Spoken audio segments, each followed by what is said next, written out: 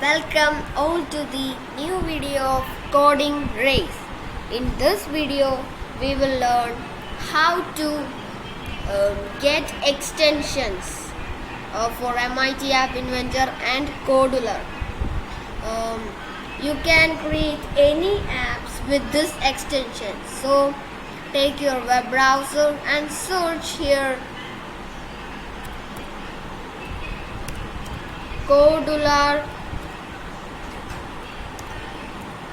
community. Just click on enter and you can see this https://community.kodular.io. Just click on it, or I will give the link in description, and you can see this type of an interface. And I have already an account here. So if you want, you can create an account. Some extensions will only download,